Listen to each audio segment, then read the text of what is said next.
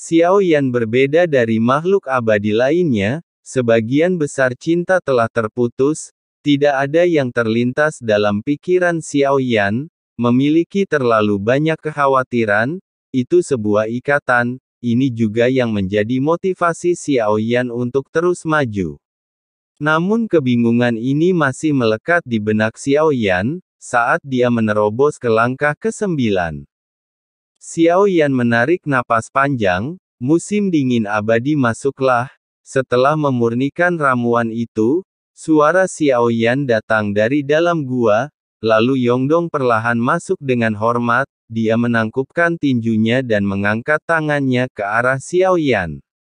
Kamu mau pergi kemana? Xiao Yan duduk bersila dan memejamkan mata, bertanya dengan dingin, dia tahu Yongdong pasti menyembunyikan sesuatu, hanya saja Xiao Yan tidak mengetahui secara spesifik. Tapi jawaban Yongdong secara langsung bergantung pada apakah Xiao Yan mengizinkannya pergi. Di aula utama, bicaralah lebih hati-hati.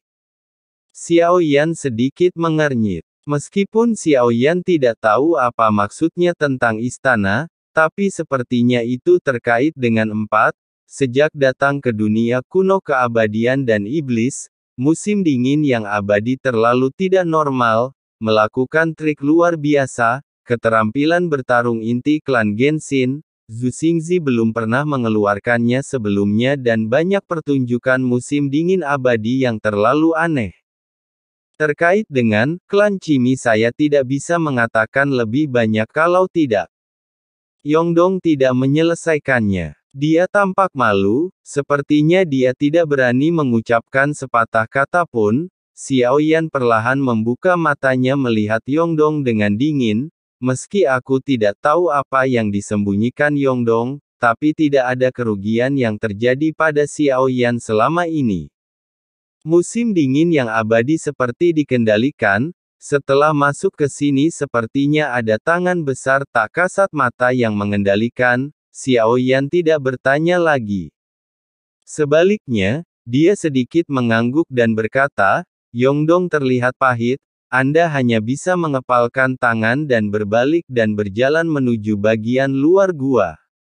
Saat musim dingin abadi baru saja mengambil beberapa langkah tubuhnya terguncang hebat, mataku dengan cepat ditelan oleh kegelapan, perasaan seperti itu dia bukan orang asing, seperti terakhir kali saya datang ke dunia kuno keabadian dan iblis dari Sensi. Dia tidak melawan karena itu tidak ada gunanya, jadi lebih baik memilih diam, kehendak dewa dan iblis apakah saya siap untuk apa yang saya butuhkan. Suara Xiao Yan keluar perlahan.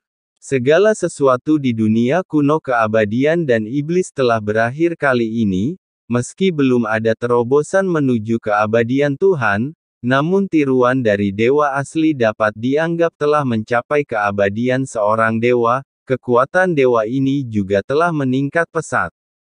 Jarak dari keabadian Tuhan jaraknya tidak terlalu jauh, tidak tahu apa yang terjadi pada Sensi, Xiao Yan tidak bisa mengendalikan banyak hal sekarang. Harus cepat kembali. Dengan bantuan dari dunia kuno dan iblis, dia bukan satu-satunya, dan keabadian 50.000 dewa, di dunia kuno makhluk abadi dan iblis ini akan menjadi kekuatan yang sangat dahsyat, semuanya sudah siap dapat ditukar kapan saja, suara halus dari keinginan makhluk abadi dan iblis terdengar. Aku ingin memeriksanya. Kata Xiao Yan suara itu jatuh retakan kosong muncul di dalam gua Xiao Yan segera pindah. Xiao Yan langsung masuk ke dalam celah, tekanan kuat yang dibawa oleh retakan, untuk Xiao Yan tidak banyak dampaknya, didukung oleh tubuh yang abadi pesawat ulang-alik seperti itu tidak ada tekanan yang berarti, setelah beberapa saat sosok Xiao Yan muncul di sebuah bintang melayang di tengah udara. Lihatlah sekeliling tempat yang gelap, saat Xiao Yan tiba saya baru saja merasakan aura yang sangat kuat.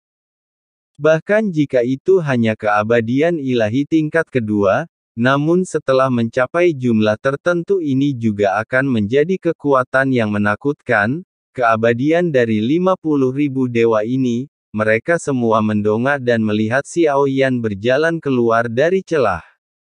Langkah ke-9. Apakah kita akan mengikuti perintah langkah 9?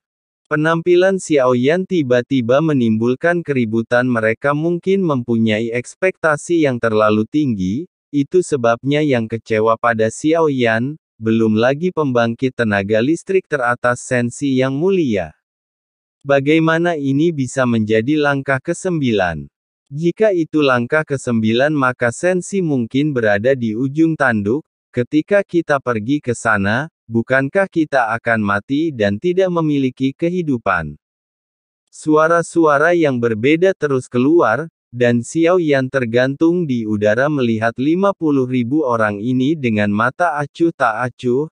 Dia tidak berbicara tapi tunggu dengan tenang, meskipun ada diskusi terus-menerus, tapi ada satu hal, semua orang di sini masih teratur. Xiao Yan terdiam saat melihatnya, akhirnya keributan itu berangsur-angsur menjadi tenang. Semua mata terfokus pada Xiao Yan, setiap orang Anda sedang menunggu pesanan Jie Kong diperintahkan untuk pergi ke Sensi, aku akan jujur padamu. Anda akan pergi ke Sensi, untuk membantu pertarungan Sensi melawan penjajah, dengan ini aku berjanji setelah pertempuran ini selesai, aku akan mengirim kalian semua kembali ke alam abadi dan iblis, dan saya akan memberi penghargaan kepada semua orang dengan murah hati. Suara Xiao Yan nyaring dan kuat.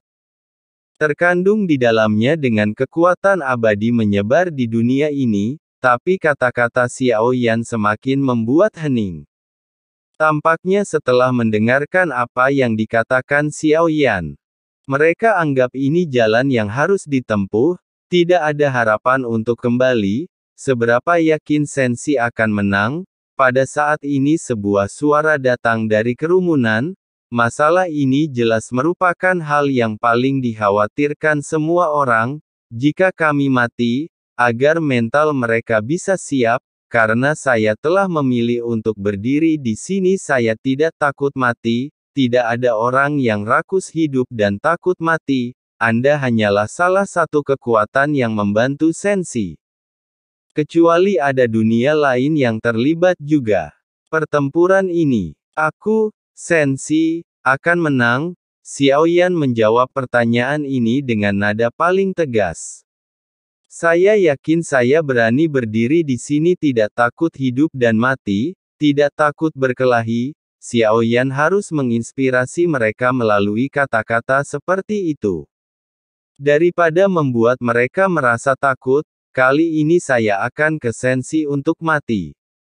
Tentu saja, mereka tidak mau pergi ke Sensi, tapi untuk menyelamatkan peri dan iblis sebagai upaya terakhir, jadi tidak ada keluhan apapun yang terjadi, saya bersedia pergi. Setelah kemenangan Sensi Anda dapat kembali ke dunia kuno keabadian dan iblis, dan Sensi akan mengembalikan sumber daya dunia. Setelah Xiao Yan selesai berbicara, dia mengepalkan tinjunya dan membungkuk dengan hormat. Ini semua darah jiwa di sini. Mereka semua mematuhi perintah Anda.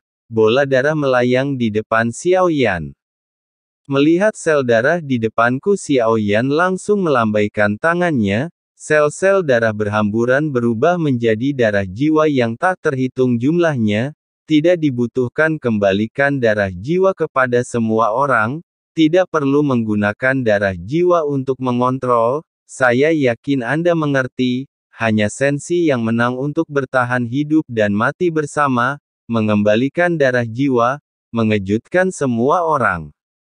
Perilaku seperti itu cukup melihat Xiao Yan, meski kekuatannya sepertinya berada di level ke-9, namun memancarkan aura yang luar biasa, itu pasti tiruan dari Yang Mulia, kalau tidak, meskipun aku menunggu tidaklah cukup bagi Yang Mulia untuk datang sendiri.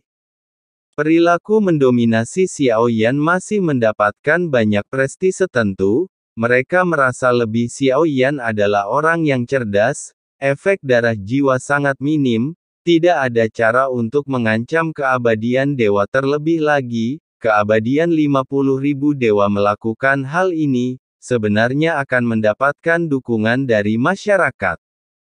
Faktanya, dibandingkan dengan keabadian dari 50.000 dewa ini, yang lebih penting adalah 3/10 sumber daya dunia ini lebih penting, itu juga dapat membantu Sensi secara langsung.